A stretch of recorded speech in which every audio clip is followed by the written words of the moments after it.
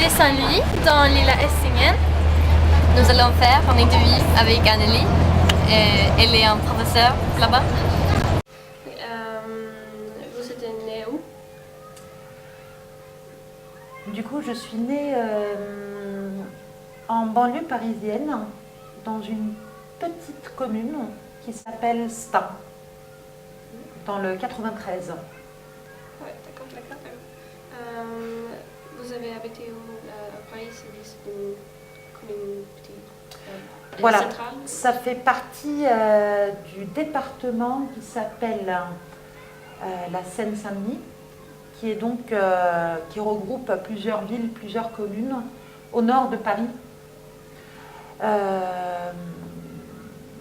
Mes années d'études et de travail, je les ai passées plutôt à Paris, à l'intérieur, dans le 9e arrondissement. D'accord. Voilà. Et vous êtes contente ici en Suède? Ça va, j'aime assez, oui. Mais quand est-ce que vous êtes arrivée à Stockholm? Je suis arrivée seulement il y a 1 an et demi, au mois de juillet 2009.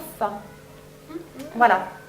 Donc ça fait assez peu de temps, donc c'est mon 2e hiver en Suède. D'accord. Ah, qu'est-ce que vous pensez sur le paysage suédois? Ce que j'ai constaté avant tout, c'est que les Suédois semblent passer beaucoup de temps dans la nature. Il y a beaucoup de forêts et je crois que les Suédois aiment beaucoup la forêt. Les Français aiment la mer, ils aiment la campagne, pourquoi pas un petit peu la forêt aussi, mais elle n'est pas aussi étendue qu'en Suède. Et du coup, on a moins l'habitude d'aller se promener, cueillir des champignons, ou même faire de la course à pied dans la forêt. Tandis qu'ici, on passe beaucoup de temps dans la forêt. Et bien sûr, à Stockholm, on a l'archipel. Je pense que c'est quelque chose qui est très important pour les gens de Stockholm, en tout cas. Oui. La Stuga à l'archipel, sur une petite île, voilà. Oui. C'était facile de chercher des métiers en Suède? Oui et non. J'ai essayé diverses voies, on va dire, avant. Mais j'ai dû renoncer. J'ai essayé de travailler aussi dans les établissements scolaires suédois, dans le système suédois. Ce n'était pas très facile parce que j'ai fait toutes mes études universitaires en France et du coup j'ai des diplômes français. Souvent on demande, pour être professeur, on demande un diplôme vraiment propre de l'école des professeurs et des maîtres en Suède. Donc ça m'a été refusé. J'ai postulé pour ce lycée 2 fois de suite. Et la 2e fois, ça a fonctionné. Donc, c'était pas très difficile, mais bon, j'ai dû attendre 2 ans. Est-ce que tu as été une professeure là-bas aussi, à Oui, Paris? oui. Ah oui. J'ai enseigné dans un collège à Saint-Denis, justement, en Seine-Saint-Denis, à côté de Stains, d'où je viens.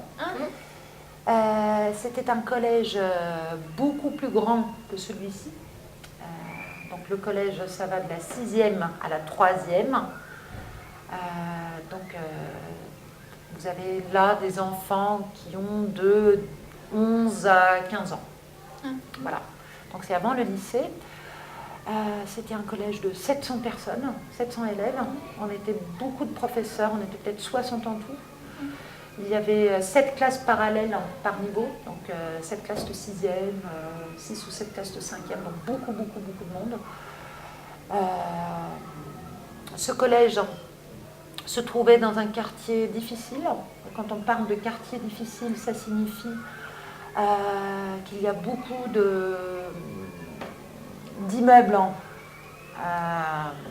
en mauvais état. Il y a beaucoup de problèmes sociaux chez les gens qui y habitent. Ils n'ont pas beaucoup d'argent, souvent ils n'ont pas de travail. Souvent, on va dire qu'ils additionnent les problèmes. Les parents peut-être parlent pas très bien le français. Certaines fois, ils n'ont pas leurs papiers. Donc le chômage, hein, parfois aussi des problèmes d'alcool. Donc les enfants qui venaient étudier dans ce collège avaient des problèmes souvent à la maison et du coup ils étaient très difficiles à tenir en classe. Ils avaient tellement d'autres préoccupations que l'école c'était franchement juste pour passer, voilà, pour passer le temps.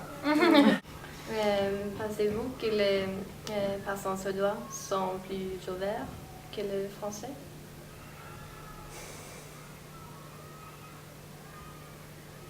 Très souvent, on dit le contraire. On dit que les Suédois sont renfermés. Je ne trouve pas que les Suédois sont très renfermés. Je pense que ça change. Je pense que les jeunes Suédois, un peu comme vous, sont peut-être beaucoup plus habitués à aller à l'étranger, à discuter avec des gens qui viennent d'ailleurs. Et que du coup, les Suédois se sont ouverts à l'étranger. Et je pense que les Suédois sont peut-être un petit peu plus timides, mais ce n'est pas une question d'ouverture ou de manque de volonté. Les Français sont souvent... on peut parler un peu pendant 5 minutes, mais après on passe à autre chose et l'intérêt n'est pas forcément très approfondi pour l'autre. Est-ce que tu penses si les gens français sont plus patriotiques que les Suédois? Je pense que les deux pays sont patriotes, mais pas de la même façon. Les Suédois aiment leur pays, je pense. Mais je pense que les Suédois ne sont pas fiers de leur pays. Je ne sais pas si vous comprenez la différence, mais nous, en France, on est fiers de notre passé, parce qu'on a fait la guerre, parce qu'on a des colonies, parce qu'on a la langue française, bon, tout ça. Alors qu'en Suède, on hisse le drapeau suédois à la Saint-Jean, donc le 24 juin. Il y a les traditions suédoises, le sill, on va manger les mêmes choses aux mêmes fêtes. Tout le monde est content de ça. Mais vous préférez quel pays, France ou Suédois?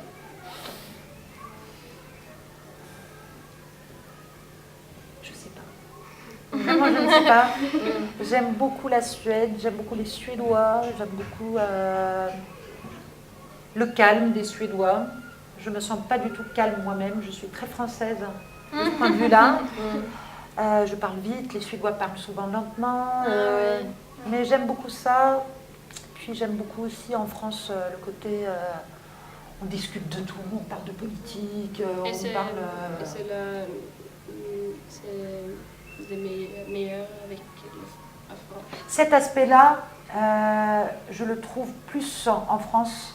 La volonté de discuter, de passer peut-être une soirée entière avec des amis à parler de quelque chose, d'échanger, de polémiquer, de dire non, je ne suis pas d'accord, mais qu'est-ce que tu veux dire par là En Suède, on ne fait pas ça. En Suède, on dit alors, la maison à l'archipel, t'as fini de la retaper ou ouais, ça se passe bien, oui, voilà.